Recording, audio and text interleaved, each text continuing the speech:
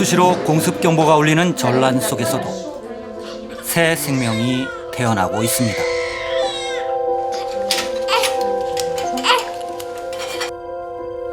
아들을 낳은 산모는 아이 걱정에 눈물이 앞섭니다. Да, это самое страшное, вот это вот неизвестность. Ну, что оно будет дальше. Будем надеяться на лучшее. Да, сынок? 러시아가 침공하기 전인 2021년에도 우크라이나는 출산율 1.4명으로 저출산 국가였습니다. 지난해 출산율은 아직 집계되지 않았지만 훨씬 낮아졌을 것으로 추정됩니다. Я понимаю, что будущее именно Украины, будущее это именно за этими детьми, которых мы сейчас принимаем. Я думаю, у них будет другая немножко жизнь, они будут жить вне войны. 우리나라 출산율은 우크라이나보다 훨씬 낮습니다. 지난해 0.78명으로 5년 연속 한 명도 안 되는 세계 최저 출산율을 기록했습니다. 1.0 밑으로 내려갔다는 것 그 자체가 매우 충격적이고 제가 아는 한 그 세계사에 인류 세계사에 없는 그런 숫자입니다. 더군다나 계속 떨어진다는 것이죠. 변곡점이 보이지 않는 그런 숫자이기 때문에 더욱더 충격적입니다. 여성 한 명이 평생 낳을 것으로 예상되는 자녀의 수를 합계 출산율이라고 합니다. 요즘 자주 들어보셨죠? 이 합계 출산율이 2.1명 밑으로 떨어지면 저출산이라고 하는데요. 우리나라는 이미 1983년에 합계 출산율 2.06명으로 저출산 국가가 됐습니다. 저출산이 시작된 지 40년이나 된 겁니다. 그런데 왜 우리 사회는 여전히 속수무책으로 대책을 찾지 못하는 걸까요? 시사기획청은 올해 연중기획으로 이 문제를 집중 조명합니다.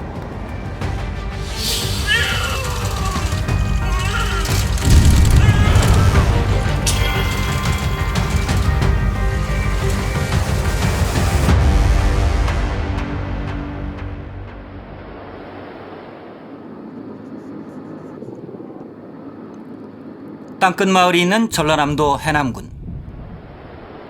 우리나라 82개 군 가운데 12번째로 인구가 많은 지역입니다. 한 면사무소에 찾아가 가장 오랫동안 아이가 태어나지 않은 마을을 찾아봤습니다. 면에 있는 33개 마을 가운데 3곳은 30년 넘게 출생신고가 없었습니다. 탑동 분토마을은 1991년도에 마지막으로 출생신고하였고 금제마을은 1986년도에 마지막으로 출생신고를 했습니다. 그럼 금제마을 같은 경우는 벌써 40년 가까이 됐네요. 네, 그런 셈입니다. 금제마을을 찾아갔습니다. 마지막으로 아이를 낳은 가정은 아직도 마을에 살고 있습니다. 계세요? 계세요? 예. 아이고, 안녕하세요. 네, 안녕하세요. 예. 네. 아들은 86년, 딸은 80년. 그런데 1986년에는 아들을 낳았고 86년 2년 뒤인 1988년에 6월달. 딸을 또 낳았다고 합니다. 9월달. 이 마을에서 마지막으로 아이가 태어난 해는 아야 1988년이었다는 겁니다. 지금 농사는 직접 지으시죠? 그러죠. 그러니까 우리 마을에서는 내가 제일 마지막으로 우리 이제 딸이 마지막으로 태어났죠. 글쎄요, 내가 제일 젊다 보니까 제일 마지막으로 난 것 같은데 18년 되는 것 같은데요. 네. 88 올림픽 때 태어난 딸은 이제 35살이 됐습니다. 올림픽이 열리던 그 시절에는 아이를 더 낳고 싶어도 강제로 불임 수술을 받았다고 합니다. 저 딸 낳고 그 수술을 바로 했거든요. 그 보건소에서 와서 막 강제로 막 그때는 보건소로 무료로 가서 이렇게 배꼽 수술을 그렇게 시키고 그랬거든요. 강주까지 데리고 가서 시키고. 가족 계획으로 귀여운 자녀의 꿈을 이루어 주세요. 딸아들 구별 말고 둘만 낳아 잘 기릅시다. 둘만 낳아 잘 기르자던 1970년대 가족계획 표. 1980년대에는 둘도 많다며 한 자녀로 줄었습니다. 인구 문제 어떻게 생각하십니까? 물론 심각하지요. 가족계획 실천하고 계십니까? 네, 전 하나입니다. 1983년에 이미 저출산이 시작됐고 아이 울음소리가 끊긴 농어촌이 급증하고 있었지만 출산을 억제하는 정부 정책은 1996년까지 이어졌습니다. 밝은 웃음으로 우린 항상 행복해요. 아이가 태어나지 않고 자녀들도 도시로 떠나면서 한때 300명이 훨씬 넘었던 금제마을 주민은 이제 36명만 남았습니다. 현재 이것도 비어있는 집이에요. 여기 사시던 분은 돌아가셨고 저 앞에 바로 보는 저것도 빈집이에요. 빈집이 늘어날 때마다 주민들 마음속에 빈자리도 커집니다.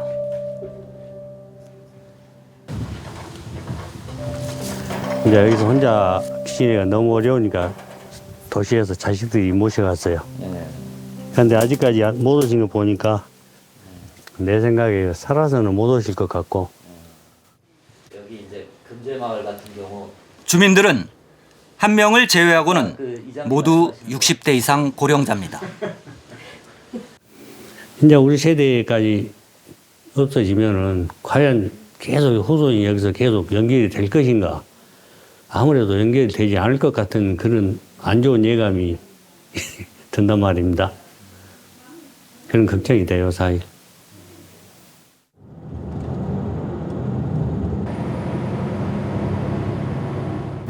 버스 이용하시는 분들은 대부분이 이렇게 나이 드신 분들 빈차로 다닐 때 많아요.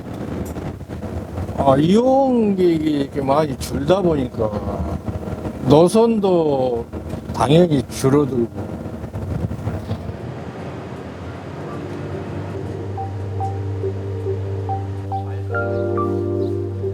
주민이 줄어들면서 생활하는 데 필요한 여러 가지가 사라지고 있습니다.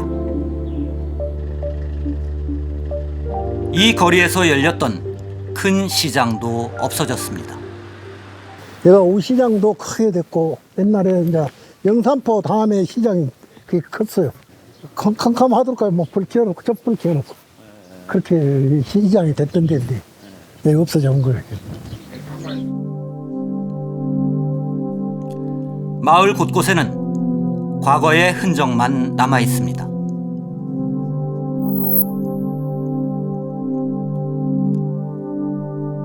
제재소와 도전공장, 파출소, 우시장, 과일가게, 생선가게, 그리고 주조장과 양조장도 사라졌다고 합니다. 그렇죠. 아무래도 이것이 사는 것이 더 어렵죠. 진짜. 다른 마을에 비해서 상당히 빈곤하다고 봐야죠. 농사도 많이 없고. 빈촌이에요, 빈촌.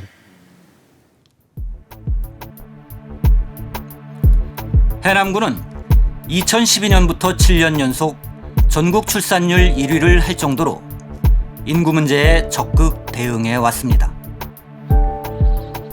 그런데도 해마다 1000명 넘게 인구가 감소하고 있습니다. 국가적인 차원에서 정말 백년 대계를 고민하면서 풀어야 될 문제가 아닌가 그렇게 생각을 합니다. 내 아이에게도 농사를 짓게 하고 싶은 농촌, 또 내가 농사를 짓고 내 아이를 충분히 교육을 시킬 수 있는 그런 농촌이 될 수 있는 조건을 마련해야 된다고 생각을 해요.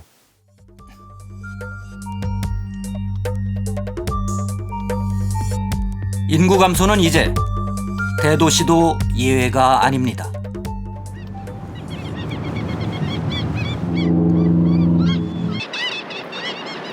부산 영도구에는 깡깡이 마을로 불리는 조선소 거리가 있습니다.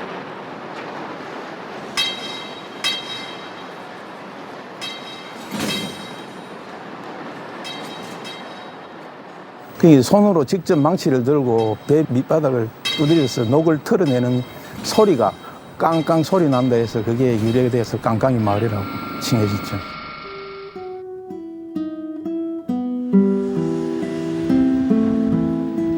선박수리가 호황일 때는 사람들이 늘 북적대던 거리였다고 합니다. 하지만 IMF 외환위기 이후 수산업이 침체하면서 많은 사람이 빠져나갔습니다. 선박들도 많이 감축을 당하고 하다 보니까 거기에 따른 종사자들이 없어지다 보니까 자연적으로 일거리가 없다 보니까 그 숫자도 많이 줄었지. 예전하고는 엄청난 차이가 나죠. 특히 젊은 세대가 많이 떠나면서 영도구에만 320채 넘는 빈집이 생겨났습니다. 대가족이 사는데 제일 젊은 층에 그 며느리, 딸 이런 아들이 나가보다 보니까 어른들도 큰 집을 갖고 있어야 될 이유가 없는 겁니다. 그러니까 자기들도 조그마한 집, 조그맣고 쓸모있는 집 구하고 나면 그 집은 빈집이 남는 그런 형태로 지금 남아가는 것 같아요.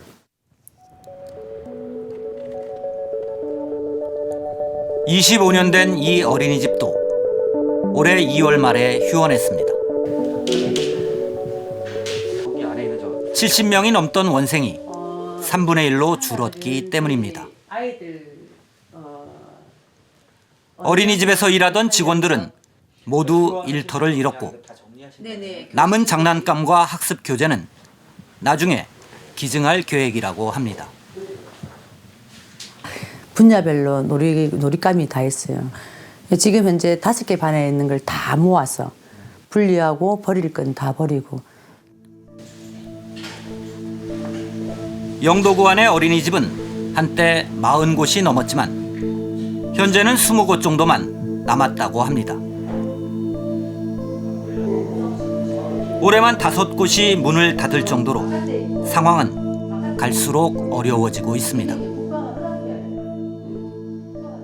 노인 인구가 늘어나고 아이는 없어지고 그러다 보니까 할까 말까 망설이는 군데도 있고요.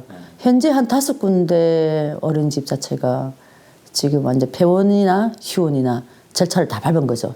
2월 28일까지. 영도구뿐 아니라 서구와 중구, 동구 등도 인구 감소가 심각한 상황입니다.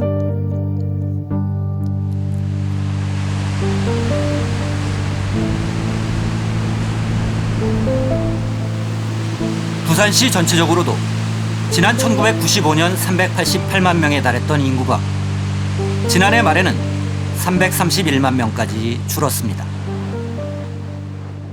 지역에서 자녀를 낳고 키우고 교육하고 사회 구성원으로 제대로 만들어가는 부분에 있어서 엄청난 어려움이 있는 것이죠. 우리나라 100대 기업의 73%가 서울 수도권에 있고 극단적인 이 서울 수도권과 그 외의 지역의 불균형이 일어나고 있는 거죠. 기울어진 운동장입니다. 정부는 소멸 위기가 큰 89개 지역을 인구 감소 지역으로, 인구 감소 대응이 필요한 18개 지역을 관심 지역으로 지정해 놓고 있습니다.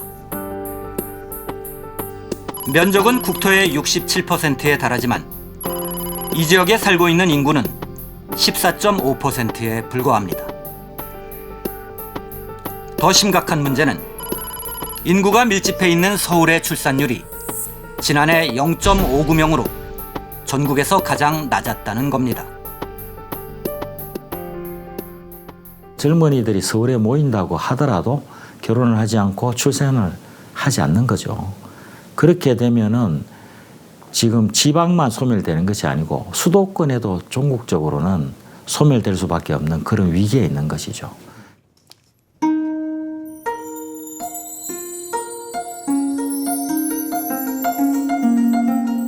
저출산 40년.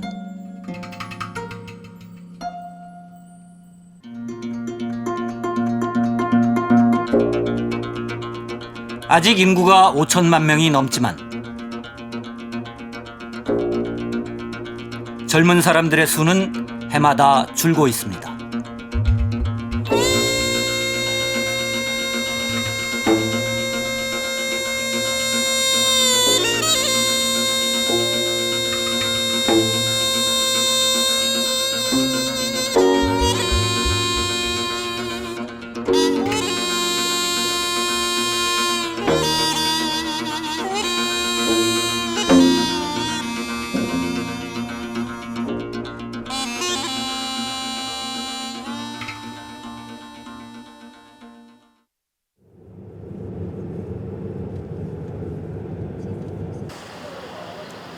지난해 말에 강원도 화천에 있던 27사단 이기자 부대가 해체됐습니다.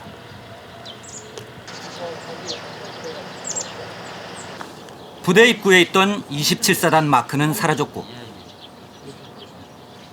철조망 안에는 연병장과 건물만 남았습니다. 주민들은 마을이 썰렁해졌다고 말합니다. 주민들 자체가 많이 씁쓸해합니다. 왜 그렇다면 솔직한 것은 이웃처럼 내 자식처럼 있던 애들이 시끌벅적했던 애들이 없으니까 마을의 주체 자체가 많이 씁쓸해하네요. 예.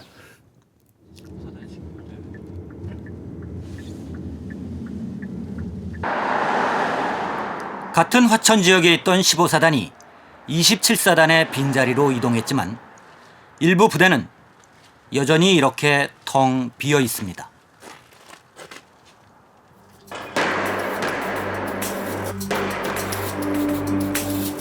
(1953년에) 창설된 27사단은 중부전선을 책임지는 예비 사단이었습니다.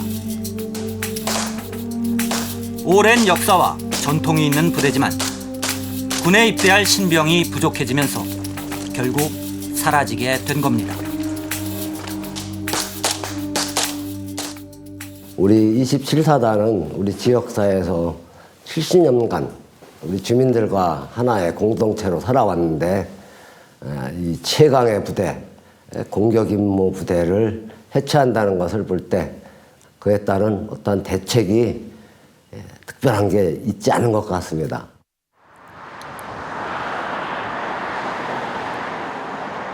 올 상반기에는 강원도 동해안 방위를 담당하는 8군단이 해체됩니다.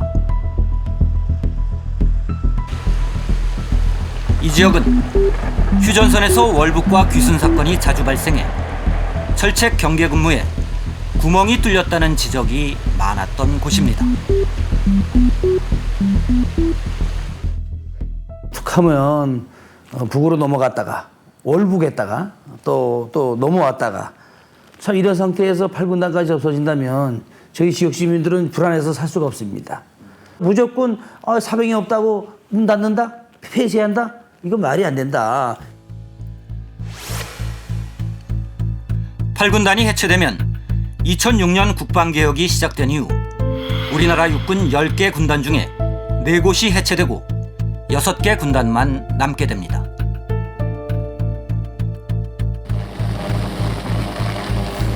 같은 기간에 군 병력은 68만 명에서 50만 명으로 줄었는데 앞으로도 대규모 추가 감축이 불가피한 상황입니다.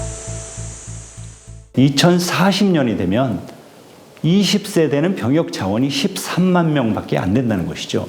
육군 18개월, 해군 20개월, 공군 21개월을 유지한다고 하면 대략 9만 명 정도밖에 입대할 수 없어서 현재보다 거의 절반으로 줄어들어야 된다고 생각합니다. 인구가 줄어들면서 국민의 4대 의무인 교육, 국방, 근로, 납세에 차례로 경고등이 켜지고 있습니다.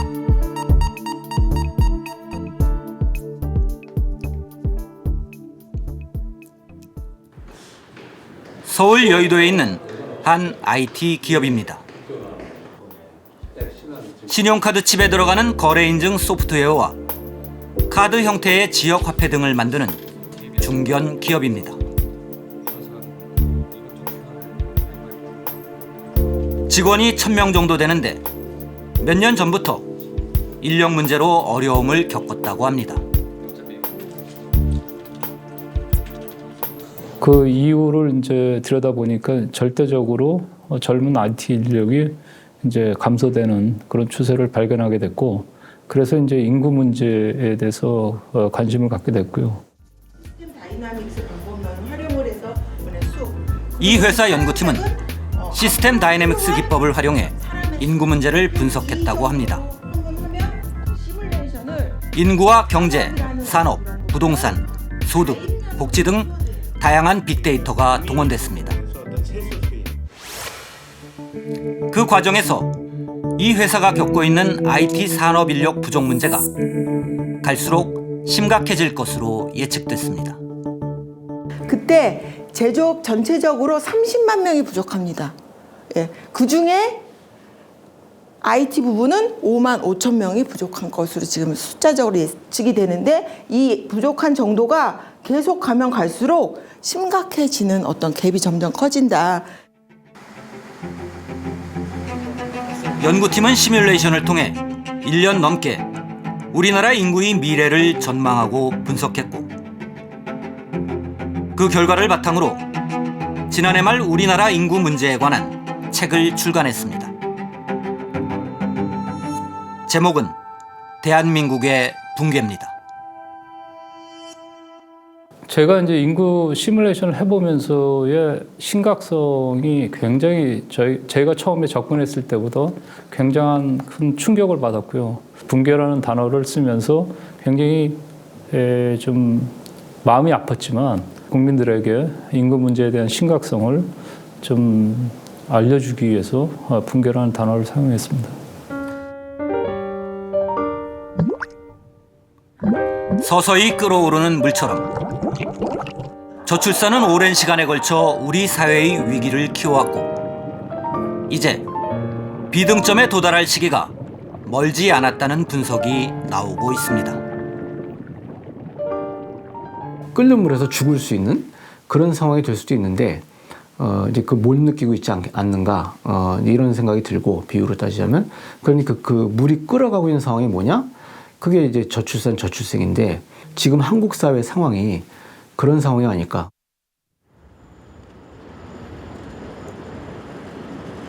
통계청은 2070년까지 장래 인구 추계를 발표했습니다.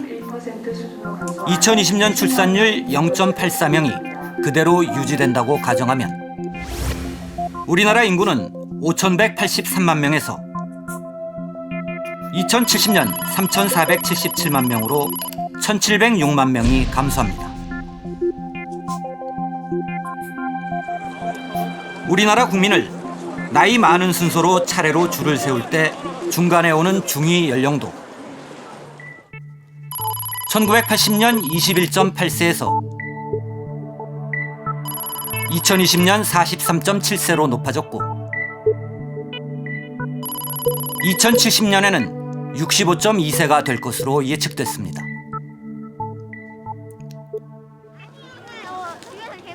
지금 초등학교에 다니는 어린이들이 60살 환갑이 될 때는 국민 과반수가 그들보다 나이가 더 많다는 겁니다. 그 숫자는 정말 이거는 심각한 일이죠. 그럼 이제 결혼을 많이 해서 아이들을 많이 낳아야 되는 그런 방법밖에 없지 않을까요?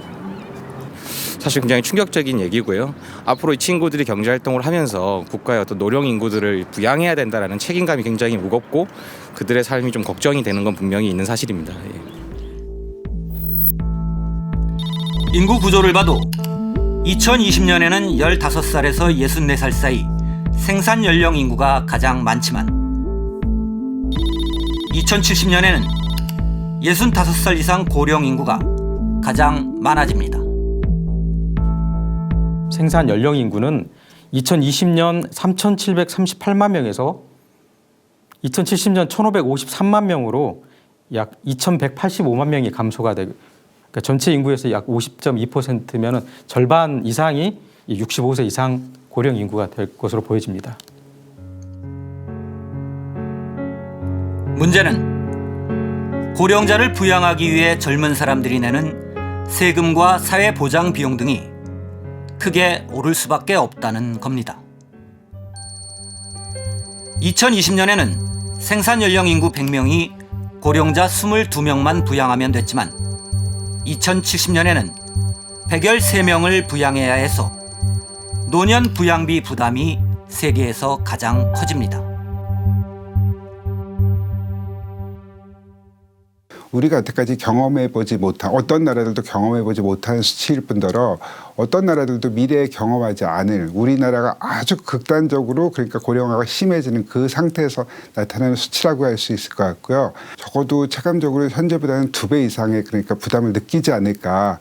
굉장히 그 부담이 크다, 힘들다 하는 정도는 분명히 말씀드릴 수 있지 않을까 싶습니다. 아주 먼 미래가 아닙니다. 인구 감소와 고령화 문제는 10년만 지나도 지금보다 훨씬 심각한 현실로 느껴질 거라고 합니다.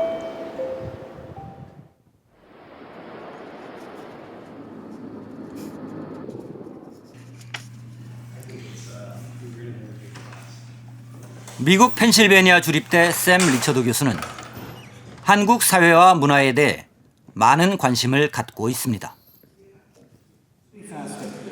한국의 저출산 문제에 대해 KBS가 인터뷰를 요청하자 누가 아이를 원할까라는 주제로 강의를 진행했습니다. Where the next 1,000 babies will be born. Look at these numbers. 511 in Asia, 326 in Africa. And, look at Europe and look at the Americas. And when we look at the Americas, look at the U.S. is just 30. Junho, where are you? 강의 후반에는 한국 학생들을 앞으로 불러서 한국 상황에 대한 얘기로 수업을 이어갔습니다. And I'm from South Korea. If I were in Korea, I'd be thinking, like, damn, this is so much work to have kids. Like, I definitely don't want to have kids. You're going to start at like 7 in the morning, really, and you're going to go to about 10 o'clock at night. And even you get home, did you even study when you got home? After you got home from cram school, did you also study? At least in high school, I did. We deal with the child up to the age of 5, and then they go to school. And they go to the school down around the block, and we pay our taxes, and that's it. But lots of Koreans aren't saying that. Right? Because there are a lot of responsibilities and pressures under the name of the parents, they have a lot of responsibilities and a lot of contributions and devotions. Mm-hmm. And there's a lot of competition. Yeah. Just so incredibly stressful. Besides just financial stuffs, just get into a really good schools or even getting into good cram schools, it is limited and it has to be really competitive. So you got a whole country here that is operating on this idea of education and having to really provide for children, and it's very stressful. So when I think about that, the numbers of the birth rate in Korea, I just think about it from my lens, and it kind of makes sense at some level. We could spend a whole semester talking about values. 샘 리처드 교수는 1년 전에는 우리가 가치 있게 생각하는 것이라는 주제로 강의를 진행하면서 한 조사 결과를 소개했습니다. 거의 모든 나라 국민이 인생을 의미 있게 만드는 가치 1순위로 가족을 선택했습니다.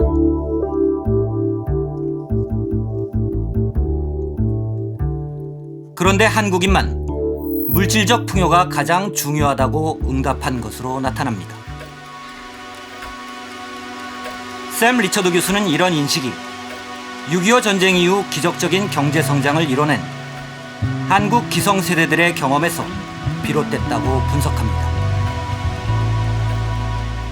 you know, Korean parents and grandparents have really pushed this a great deal because of what they experienced, the changes that took place for them and what they've seen is possible. And so I think the pursuit of material well-being is really the pursuit of a good life. 많은 한국 학생들과 얘기해봤지만 그들이 가족을 중요하게 생각하지 않는 건 결코 아니었다고 합니다. 다만 가족을 만들기 위해서는 물질적으로 풍요로워야 한다는 부담감이 크게 느껴졌다고 합니다.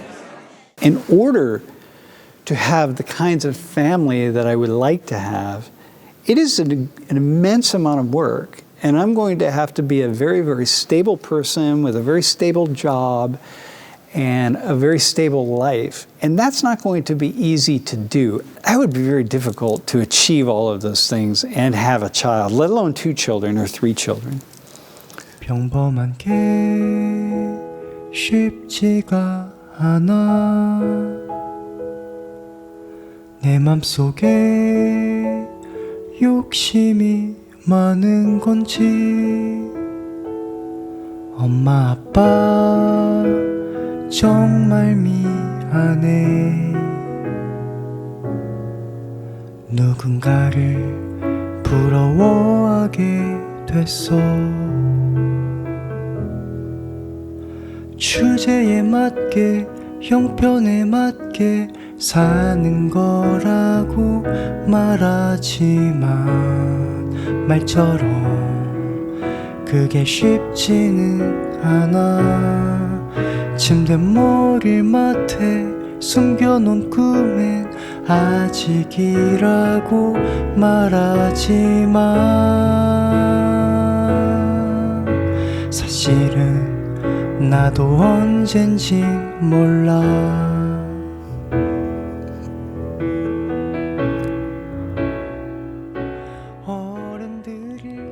이 노래를 만들고 부르는 사람들은 1987년에 태어난 동갑내기 친구들입니다.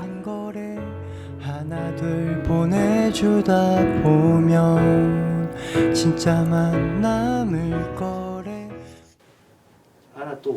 2018년에 노래를 발표할 당시는 좋아하는 음악을 포기하는 걸 생각할 만큼 정말 힘든 시절이었다고 합니다. 우선은 저희가 사는 게 너무나 힘들어서 만든 노래고요.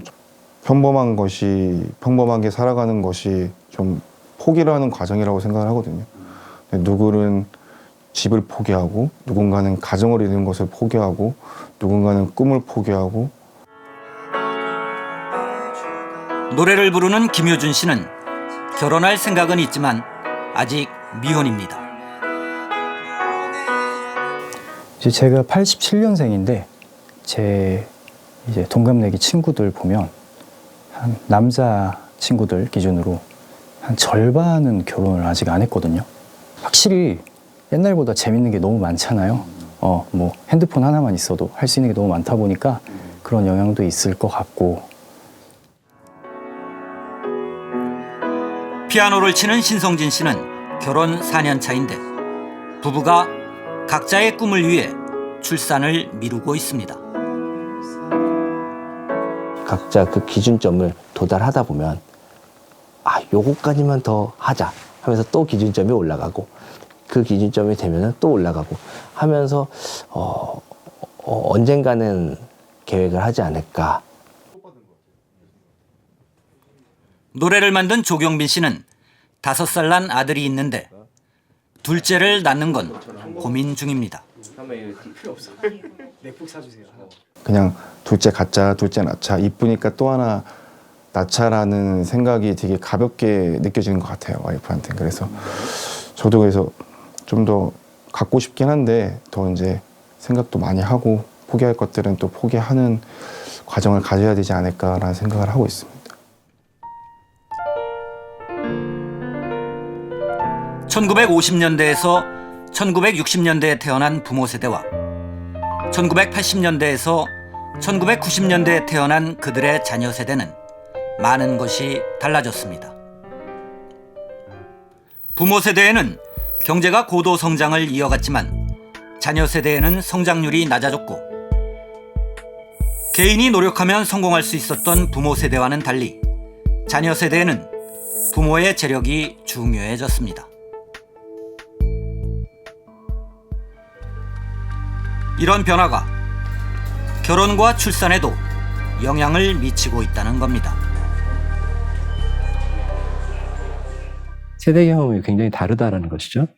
그런데 사실 가치관은 뭐 물질주의적이고 또 경쟁지상주의적인 가치관은 변화가 없습니다. 그러니까 원하는 것은 비슷한데 이제 기회가 지금 좁아진 상태에서는 굉장히 각자도생으로 가게 되고, 그래서 우선은 내가 뭐 가족을 형성하는 것보다 내가 여기서 경쟁력을 가지고 생존해야 되겠다는 생각들이 강하게 자리 잡지 않았을까. 아이를 낳을 계획이 없는 딩크족이다라고 밝힌 바가 있는데요. 댓글에 딩크족이라는 게 너무 충격적이다. 왜 딩크족을 결정하게 됐는지 궁금하다라는 반응이 많았었고, 직장에 다니면서 유튜브 방송을 하는 김혜수 씨는 결혼 전부터 남편과 아이를 낳지 않기로 서로 약속했다고 합니다. 그래서 하다 보니까 회사도 다니고 유튜브도 하고 아이를 낳기보다는 일하는 걸 더 원했기 때문입니다. 결혼하기 전에 직장 생활을 좀 오랫동안 하면서 여성이 임신과 출산을 하면서 회사 생활에 꿈을 펼치는데 지장이 있다는 것을 알게 됐고요. 계속 경쟁하며 커왔던 학창 시절에 힘들었던 기억도 아이를 낳지 않겠다고 생각한 중요한 이유가 됐다고 합니다. 계속 경쟁을 하는 시스템에 상당히 좀 질렸던 것 같고요. 그런 부분에서 내가 별로 행복하지 않게 성장했기 때문에 굳이 태어나게 해서 이렇게 좀 경쟁 사회에 뛰어들게 하는 게 맞는 건가라는 의구심이 좀 들었던 것 같아요. 많은 젊은 세대가 내가 행복하지 않았는데 어떻게 아이를 낳아 행복하게 키울 수 있겠냐고 우리 사회에 되묻고 있습니다. 저는 애는 낳고 싶은 생각은 없어요. 왜냐면은 애를 낳아서 행복하게 해줄 자신도 없고, 그런 면들이 좀 제가 아이를 갖고 싶어 하지 않는데 큰 요소로 작용하는 것 같아요. 출산율 0.78명. 이 수치는 우리 사회의 많은 문제를 압축해서 표현하고 있습니다. 우리가 사는 모양새가 딱 이러기 때문에 이런 결과가 나올 수밖에 없다. 뭐 이렇게 볼 수 있을 것 같아요. 그러면 이제 우리가 사는 모양새가 어떤 모양새냐? 소위 말해서 경쟁 사회, 뭐 피로 사회, 그다음에 뭐 수도권 과밀 집중, 뭐 그다음에 성차별 문제, 그다음에 일자리 고용 불안의 문제, 온갖 사회적 모순 문제가 얽혀서 사실은 이제 초저출산, 초저출생 문제가 나오겠다. 어이! 아, 기분 좋아! 어머, 웬일로? 결혼한 지 3년 된 이 부부는 7개월 전에 첫 아이 하준이를 낳았습니다. 하준이를 키우면서 어렵고 힘든 점도 있지만 아이로부터 받는 기쁨과 행복이 훨씬 크다고 합니다. 바깥에 보자. 어이구 방금 뿡뿡 꼈어. 엄마한테 데려가. 아이고, 엄마 데려가. 뭐가 좋아, 우리 아들. 야, 이거 기분 좋아. 아빠는 아들을 처음 본 순간을 평생 잊지 못할 거라고 말합니다. 그때 이제 사실 너무 감동적이어서 영상 찍고 있었는데 영상 찍으면서도 울었거든요. 애기 밖에서 소리 들으면서. 너무 감동적이었어요. 기쁘고. 와, 우리 하준이 좋아하는 호랑이. 직장에 다니던 엄마는 육아휴직 중입니다. 다시 회사에 복직하면 할머니, 할아버지가 아이를 돌봐주실 계획이지만 그래서 둘째를 갖는 건 더 망설여진다고 합니다. 일단은 낳는 건 낳겠지만 어떻게 키울 것인가. 두 아이를 다 부모님 손에 맡길 수는 없고 그렇다고 이제 뭐 어린이집이나 이제 이모님을 구하거나 하는 문제가 그렇게 주변에 봤을 때 쉽게 해결되지 않는 것 같아서 이제 고민을 좀 하고 있죠. 이 학교는 지난 2021년에 전교생 수가 18명으로 줄었습니다. 100년 된 학교가 없어질 수도 있다는 위기감이 커지는 상황에서 다른 지역에서 학생들이 찾아오기 시작했습니다. 6학년 현주 학생도 지난해 부산에서 이 학교로 옮겼습니다. 학원을 안 다닐 수 있는 게 전 좋고, 그 다음에 여기에 또 시간이 많으니까 여기서 엄청 뛰어놀 수 있고 친구들이랑 또 놀 수도 있어서 너무 좋아요. 해남군이 전라남도청, 전라남도 교육청 등과 함께 다른 지역에서 전학 오는 가정에 생활비 등을 지원하며 학생을 유치한 겁니다. 18명이던 전교생이 50명 안팎으로 늘면서 작은 학교에 큰 변화가 생겼습니다. 가장 큰 변화는 조용한 학교에서 활기찬 학교가 됐다는 건데, 민주주의의 어떤 핵심 가치 중에 하나는 다양성. 다양성을 학생들이 은연중에 각종 교육 활동에서 체득하는 그런 기회를 맞게 됐다는 것이 가장 크다고도 볼 수 있을 것 같습니다.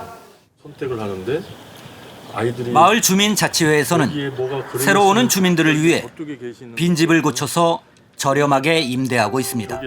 토토로를 좋아했거든요. 아이들을 환영하는 마음을 담아 동네 담장 여기저기에 만화 그림도 그려 놓았습니다.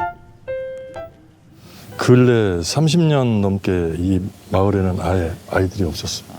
예. 처음에는 진짜로 오냐고 물어보시더라고요. 정말 온다 그랬더니 다들 좋아하시고, 그래서 애들이 오니까 또 막 안녕하세요 그러니까 막 다들 좋아하고 그냥 손주처럼. 전국 어디서나 큰 부담 없이 아이를 낳고 키우며 살아갈 수 있고, 여성이 출산해도 육아나 경력 단절을 고민하지 않아도 되는 사회. 많이 듣는 저출산 대책이지만 그런 변화는 쉽게 찾아오지 않습니다.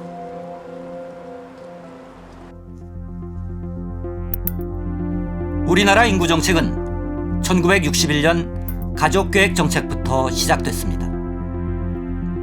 1980년대에 출산율이 떨어지면서 1996년에 산하 제한 정책을 폐지했습니다. 그리고 저출산 고령사회위원회가 출범한 2006년까지 10년 동안 인구 정책은 사실상 공백 상태였습니다. 인구 정책 자체가 실종된 어떤 시기가 있었던 거죠. 인구에 관심이 거의 없었던 거죠. 그 당시만 해도 많은 문헌을 보면 한국 저출산 문제 심각한 상황에 이제 도달할 수 있다.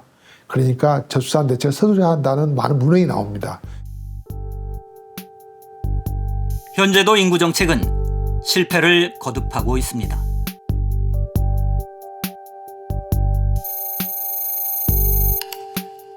정부가 2006년부터 지난해까지 17년 동안 저출산 예산으로 319조 4,114억 원을 투입했지만 이 기간의 출산율은 1.13명에서 0.78명으로 떨어졌습니다.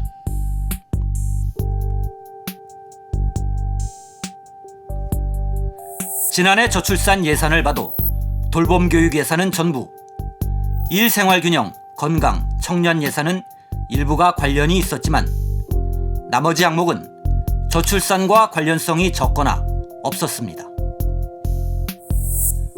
51조 원 가운데 19조 5천억 원, 38%만 저출산 예산으로 볼 수 있다는 겁니다.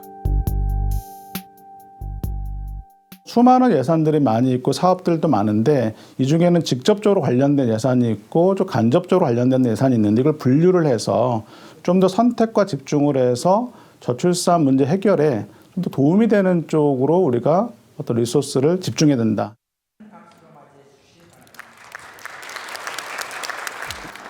윤석열 대통령은 올 봄에 취임 후 처음으로 저출산 고령사회위원회 회의를 주재하고 보다 실효성 있는 방향으로 정책 전환을 강조했습니다. 비상한 각오로 임하겠다는 의지도 밝혔습니다. 아이를 낳고 키우는 즐거움과 자아 실현의 목표가 동시에 만족될 수 있도록 국가가 확실히 책임지고 보장한다는 그런 목표 하에 과감한 대책을 마련하고 또 필요한 재정을 집중 투자해야 됩니다. 그런데 한 가지 더 생각할 점은 인구 문제가 대통령 임기 안에 어떤 성과를 보여주기 힘든 장기 과제라는 겁니다. 현재 5년제 단임 임기에 있던 정부권 하에서는 사회구조적 문제를 갖다가 중장기로 끌고 갈 수 있는 힘이 없다고 볼 수 있는 거죠. 부족하다고 볼 수 있는 거죠. 그래서일까요? 문재인 전 대통령은 저출산 고령사회위원회 회의를 한 번도 주재하지 않았고 박근혜 전 대통령도 2번 참석하는 데 그쳤습니다. 특정한 어떤 정권에서 끝나는 문제가 아니라 이것은 앞으로 우리가 30년, 40년, 50년, 60년 같이 감당해내야 되는 문제이기 때문에 이제 모든 이 사회단체와 이 조직들이 체계적으로 지속적인 참여를 하고 우리가 내놓을 수 있는 것은 무엇인가라는 것부터 좀 같이 고민해야 되지 않을까라는 생각이 듭니다. 우리나라의 인구 위기는 세계 어느 나라도 경험해보지 못한 재앙이 될 수 있습니다. 그런데 이렇게 중요한 문제에 대해 저 뒤에 보이는 국회에서 여야가 머리를 맞대고 진지하게 논의하는 모습을 우리 국민은 본 적이 없습니다. 정부와 여야, 노조와 기업, 청년 세대와 기성 세대가 모두 함께 참여하고 타협해서 정권이 바뀌어도 계속 추진할 수 있는 인구 100년 대계를 만들 수는 없는 걸까요? 지금 우리에게 남은 시간은 그렇게 많지 않습니다.